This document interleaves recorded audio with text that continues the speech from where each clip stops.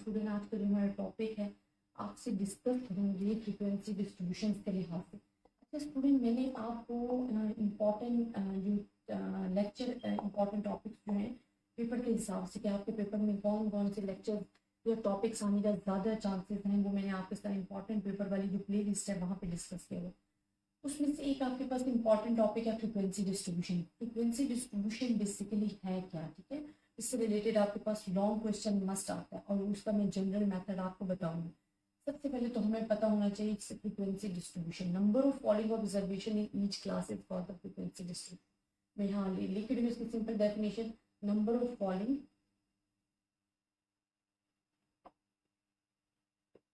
Observation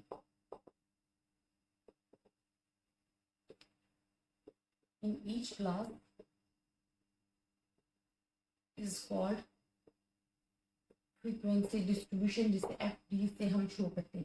हमारे पास क्या होता है स्टूडेंट, नंबर ऑफ क्लासेस बनी होती हैं, ठीक है। हमारे पास यहाँ पे क्लासेस बनी होंगी, देन हम फ्रीक्वेंसीज फाइंड करते हैं। फ्रीक्वेंसीज जो फाइंड करते हैं ना, वो हम क्या लगा के फाइंड करते हैं, टैली मार्किंग, टैली मार्क्स लगा के जो है हम अपनी फ्रीक्वेंसीज जो है वो फाइंड कर रहे होते हैं। अब फ्रीक्वेंसीज में भी हमारे पास दो तरह की फ्रीक्वेंसीज आ जाते हैं कि क्यूमुलेटिव फ्रीक्वेंसीज क्या है और रिलेटिव फ्रीक्वेंसीज क्या है।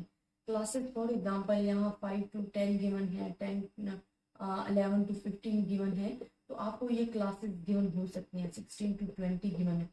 अब यहाँ पे अगर क्लासेस गिवन है तो आपने अपना डेटा देखना है कि हमारे पास टैली कितना 5 to 10 तक कितनी वैल्यूज, फॉर एग्जाम्पल 3 वैल्यूज आ रही है, 11 to 15 तक 5 वैल्यूज आ रही है, तो 4 डाल के ये 5 का होता है। यहाँ पे हमारे पास 2 वैल्यूज, तो आपने लिखना है कि ये 3 फ्रीक्वेंसी है, ये 5 है, ये 2 है। नंबर ऑफ ऑब्जर्वेशन जो फॉलोइंग है ना each class, that is called the frequency.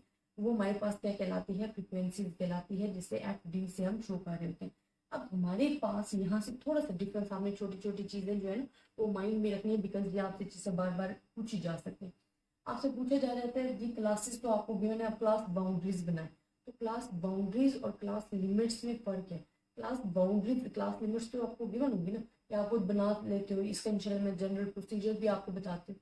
लेकिन जो क्लास बाउंड्रीज होती है ना, उसमें क्या करना होता है कि जो लोअर लिमिट्स होती है ना, उसमें से आपने माइनस करना होता है 0.5 को, और जो अपर लिमिट्स होती है ना, उसमें आपने ऐड करना होता है 0.5 को। मतलब अब हमारे पास 5 है ना, तो 5 को आपके पास क्या आ जाएगा, 4.5 माइनस किया, यहाँ ऐड किया तो 10.5। इसी तरह ये हमारे पास क्या आ जाएगा 10.5, यहाँ से माइनस किया, यहाँ आ जाएगा 15.5, यहाँ से माइनस किया तो 15.5 आ जाएगा, और ये आ जाएगा 20.5। ये आपके पास क्या आ जाएंगी, क्लास बाउंड्रीज आ जाएंगी, क्लास बाउंड्रीज आपके पास आ गई। Class limits and class boundaries का हमारे पास जिस डिफरेंस है, टैली मार्किंग लगानी होती है, फ्रीक्वेंसीज आपको गिवन। अगर आपको पूछा जाता है जी कैम्युलेटिव फ्रीक्वेंसीज फाइंड करनी, ठीक है, ये भी मैं आपको एक कॉन्सेप्ट क्लियर कर दीजिए। कैम्युलेटिव, देखिए कैम्युलेट मीन क्या होता है कि आपने अपनी फ्रीक्वेंसीज को ऐड करना है, ठीक है, कैम्युलेट करना है। 3 है तो 3 को ऐड करें 5 में, अगर 3 एंड प्लस 5 करेंगे तो हमारे पास क्या आ जाएगा 8, 8 प्लस 2 करें तो हमारे पास क्या आ जाएगा 10।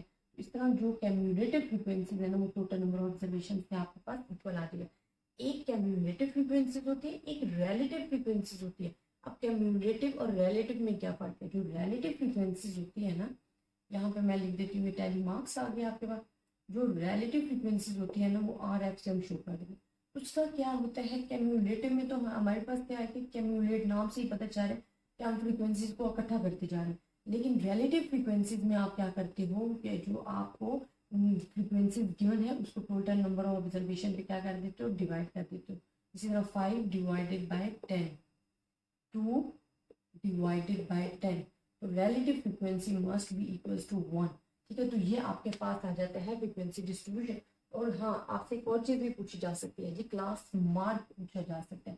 क्लास मार्क क्या होता है, क्लास मार्क बेसिकली आपके पास क्या होता है, मिड पॉइंट होता है। ये मैं वो पॉइंट्स बता रही हूँ जो स्टूडेंट आपसे क्वेश्चन में पूछे जा सकते हैं।